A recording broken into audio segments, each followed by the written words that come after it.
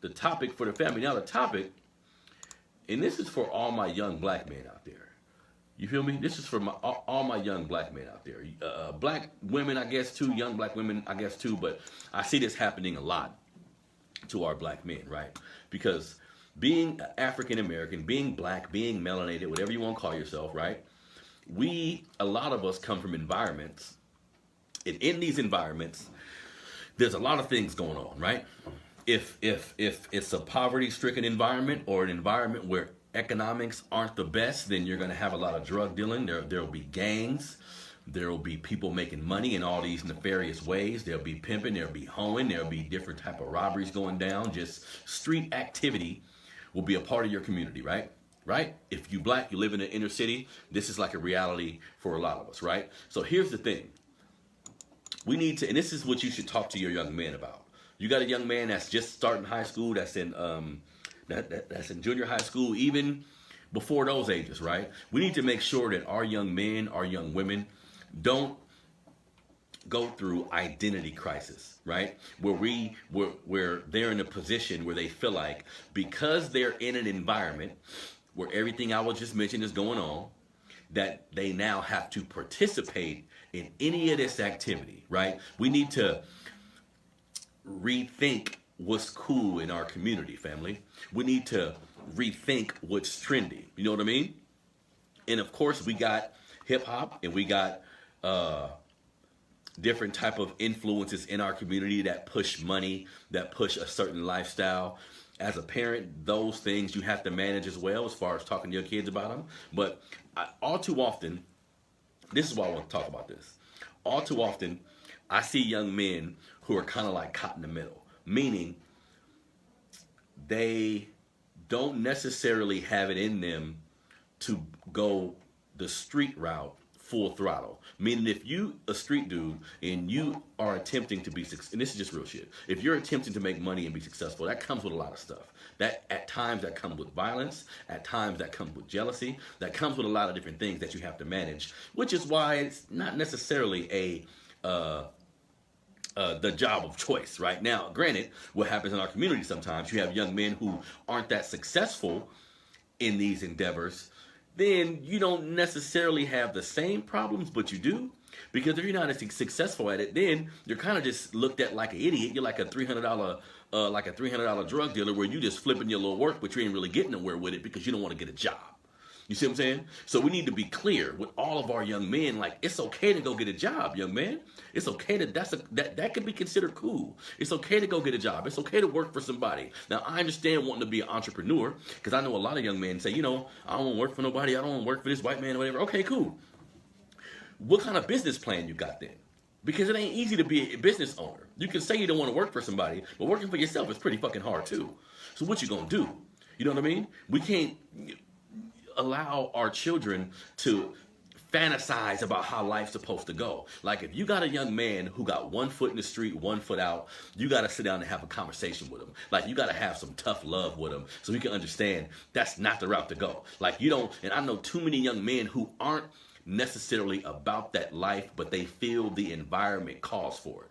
They feel because they live in this environment, they have to participate in what goes on in a particular way, and that's just wrong, family. You could be a cool square. Like, you don't have to be involved with no street shit to be considered a cool dude. Like, you don't got to do that. The hip-hop that we listen to, all of these different influences, you don't have to be a participant in any of these things to enjoy it, because white kids listen to hip-hop more than our kids do. But you know the difference? The white kids don't live in impoverished environments that make you feel like I can do that too.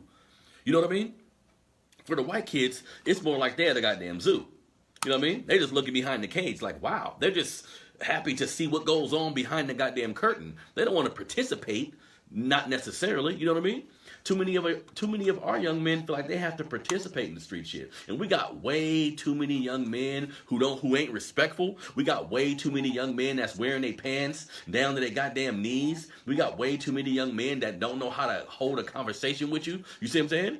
So when this is the case, whose fault is this? Right? Whose fault is this? Us. We got to begin to look at ourselves. Like, what type of information are we putting into our children's head when they're small kids? What type of structure are we setting up? What type of relationship do I have with the mother or the father, right? All of these things are pertinent. You have to look at all these things, right? We can't just blame the system because, we have been dealt a bad hand by this system, and that's for sure, and that continues to happen. And of course, looking at politics and legislation and all these different things, yeah, that can benefit us. But at the end of the day, we can help out a lot too, just by how we conduct ourselves, by understanding. See, it's not about learning about racism and injustice and then making excuses about why you're not successful or why you haven't done X, Y, Z. That's not the case. I try to use it as an empowerment tool to understand what we've been through. And once you understand what we've been through, you can understand the importance of how we need to move forward. You know what I mean? We need to understand the importance of how we need to move forward. And as parents, the kids ain't gonna get this shit if we don't get it. You feel me? That's the point of me talking about news stories. I want you guys to be informed about what's going on, but a part of me wants you to get pissed off. A part of me wants you to get upset because anger leads to action. Now, I'm not talking no stupid shit like get mad and go hurt somebody. No, but get mad and say, okay, how can I help with this situation?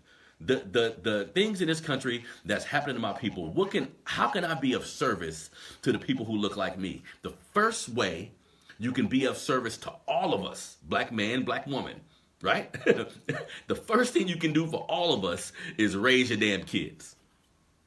You want to help society? Yeah, you can go out and start an organization. You can go out and be a part of an organization. You can go out and volunteer. You can go out and pick up trash. You can all of these things are great. But you know the first thing you can do that can help us all out? Raise your goddamn kids. Make sure he brushes hair. Make sure he's groomed. Make sure he says please. Make sure he says thank you, right? And this is when kids are extremely small. That's why Melanated Fathers of America, my platform, my organization, I stress the fact of men, specifically young men, starting our families the right way. If you're 16, 17, 18, 19, you shouldn't have a baby yet. You shouldn't have a baby if you ain't lived life, if you haven't experienced things in life, if you haven't traveled a little bit, if you haven't done some things, if you haven't set yourself up, not completely financially, but on the way of setting yourself up financially, you shouldn't have kids, man. We are behind the 8 ball already. If we have a kid who is unruly, if we have a kid who is out in public doing shit the wrong way, there's a system who is going to attack his ass. We not like other races of people, family. You can't let your kid run around the grocery store. Have you been in a grocery store or somewhere where white parents with their kids? Whole different mentality. The kid runs free. Do you know why they're letting the kid run free? They're not so stern on the kid. Why would they be? They own everything. A cop ain't gonna hurt that kid. Ain't nobody gonna hurt that kid. They don't live in fear the way we do. And that's just the reality of it. So no, you gotta understand that you are not like any other race of people in this country. You have a specific set of circumstances that put you in the position you're in now, right? Sometimes, as black folks, we do make it worse with our behavior and how we conduct ourselves with each other. We can never take that off the table, but you have to understand what we've been through so you can start to make better decisions. So your kids, because in my city, 3, 4, 5 months ago, it was a whole bunch of shooting going on. It was a whole bunch of killing going on, right? So I'm looking at these young men kill each other. Whose fault is it that an 18-year-old kid got a gun and he willing to shoot that motherfucker? Whose fault is it? Is it the government's fault? What, they put guns in our community? They put our fathers in jail? War on drugs, trickle down to us. This is true, right? I never take the system off the hook. However, how many of us today are trying our best to have 2-parent homes? Are trying our best to create a structured environment for our kids, right? We can talk about both. I could talk about the fact that the system fucked us over, and after that conversation say, okay, what we gonna do though? Right? Because we can't be just sitting ducks and victims. I see a lot of parents, and I'm watching you with your child, and the interaction I'm watching don't necessarily have anything to do with the system. The fact that you're not reading up on stuff, the fact that you didn't take the whole situation more serious as far as why you had the kid, right? So that's why history and learning history is important. Young women, if I had girls, I teach my boys this anyway, but if I had girls, I would teach her about the welfare system. I would teach her about all of these things that was instituted in our community so she can understand that that's not a tool to be abused. You know what I mean? That's not a tool for you to use to get a leg up on. No.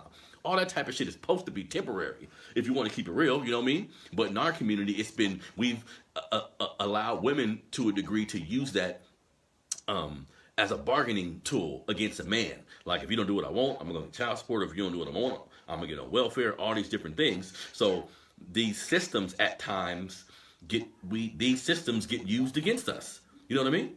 So how do we prevent that as a people? And again, the topic of the show today, the conversation that we're having, I went over the news stories, went over the black businesses. The topic that we're having is helping our young men know who they are, right? Helping our young men understand what's not for you. A lot of times we moving through life trying to help people discover what they should be doing, right? And that's a good thing. Like, finding your purpose is great. But sometimes we need to focus on what you shouldn't be doing too. You see what I'm saying? Again, being a young black man in America, living in an urban community, there is a lot of pressures in this environment. In my opinion, if there's two-parent home, two stable parents, that can give you the ammunition and the tool belt needed to navigate this environment a little more comfortably, right? But for all my young men out there, or young women who got one parent, right, in this same environment, sometimes a young dude, if the mom ain't doing well, he feel like he got to be the man of the house, which is a horrible ideology, just so you know, right? A 12-year-old is not the fucking man of the house. He's a 12-year-old. He needs to be treated as such, because sometimes in our community that backfires, meaning you can get the 12-year-old, 13-year-old to feel like, okay, I have to be more responsible because I'm the man of the house, so he'll begin doing responsible things, right? Which can help you. But also, he may feel like, okay, I got to go out and help with the money too, and you 15, 14, if they ain't hiring you, but right outside of your doorstep, these dudes are selling drugs and getting paid. These dudes are selling dope, and you seeing all the money, all the cars, all the materialistic shit they're gaining from it. You may think you have to help out or get involved. Why? Because you're the man of the house. See? That's why we need to let our kids be kids. This society treats our 13 and 14-year-olds like grown men anyway. We don't need to do that. Yeah, your teenager needs to be responsible. And as he gradually gets older, the level of responsibility should be raised. But he's not the fucking man of your house. Why? There should be a man of the house. Right? Like, women, don't be afraid to say you want a man in your house. Not need, but don't be afraid to say you want a man in your house. Don't be afraid to say, I want somebody here to help me raise my kids. You know what I mean? I was making a joke about it a couple weeks ago on the show, how the older people used to tell you if they seen a girl or a young lady with a kid and they didn't have a dad, they would tell them, you need to find a daddy for that baby. You know what I mean? And that's funny and a little, but I get the point now, right? That kid is going to need male guidance. You can teach a kid a lot of shit, but how to be a man isn't one of them. You know what I mean? So as young people, we need to let our kids know, like, we need more prosecutors, y'all. We need more teachers. We need more black, fair cops. We do. If there's going to be cops in the system, some of them should be black. You know what I mean? Black cops should be actually patrolling our neighborhoods. We need prosecutors. We need lawyers. We need technicians. We need all these type of shit. We need to make these type of things cool in our kids' eyes. Now, this isn't all parents. There's a lot of parents out there doing their thing, even single moms who got sons that go to college every day of the week. But in my opinion, not enough of us. Not enough of us. Not enough of us understand the importance of an education. Not enough of us understand the importance of just building something, right? Because maybe you got a kid that isn't proficient in schoolwork or doesn't have a good memory, so he's not a good test taker and all that shit, whatever the case may be. But so what? There still needed to be some type of path that's mapped out for him. And I don't like when I see young men feel like they have to take the street route, especially when that's not even in their personality. That's not even in their makeup. They're just using the fact that they want to be lazy as an excuse just to sit on their ass and try to sell dope or whatever. And that shouldn't be accepted in our community at all, right? Because again, if we're going to call out racism, if we're going to call out all of the injustices that we face, we need to. That's a part of our struggle. That's a part of our history. But we also need to call out all the nigga shit that we willfully participate in. You know what I mean? Like our level of materialism, our level of understanding of how the system works, our level of the need to be entertained. You see what I'm saying? Like, we got a lot of work to do, and it ain't all white folks' fault. So we need to understand the front line of this change, in my opinion. That's why I started Melanated Fathers of America. The front line of this change, to me, is us as parents, right? And it starts soon as they come out of the womb. 1, 2 years old, you're teaching them stuff. You're getting them ready for a world that don't necessarily see them the way you do. You see what I'm saying? Hence why your kids can't run around the grocery store. You ain't got to be whooping their ass for nothing and all that kind of shit. But black children need structure. Because if you don't give them structure, the system will. Whether the school district or the juvenile system or one of these other fractions of law will give your kid the kind of discipline you didn't if you don't see that to be important. You see what I'm saying? So I appreciate everybody tuning in today, family. Look, if you care about your people, because we get a lot of shit online where people are posting things on Facebook, people are expressing their outrage. All that shit's cool. If you really are outraged about everything you see going on, if you a black parent, like I was just telling y'all about, if you a black parent, raise your children the right way. Make intellect cool in your household. Make reading cool. If your son likes science, if you got a kid who don't like basketball, who don't like don't force all that shit on your children. You see what I'm saying? Sometimes because we're so athletic, because we're so gifted athletically, sometimes we feel like we gotta be in sports. So you go to an event where it's a whole bunch of black kids and you ask the black kids, what do you want to be when you grow up?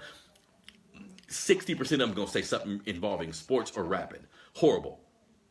Horrible. We need to stop that shit today. You have a little kid, talk to him about being a damn technician. Talk to him about being a firefighter. Talk to him about being a prosecutor. Talk to him about being a lawyer. Like, let them shoot for the stars. You know what I mean? Let them shoot as high as they can, but limiting ourselves to entertaining people ain't going to get it. You know what I mean?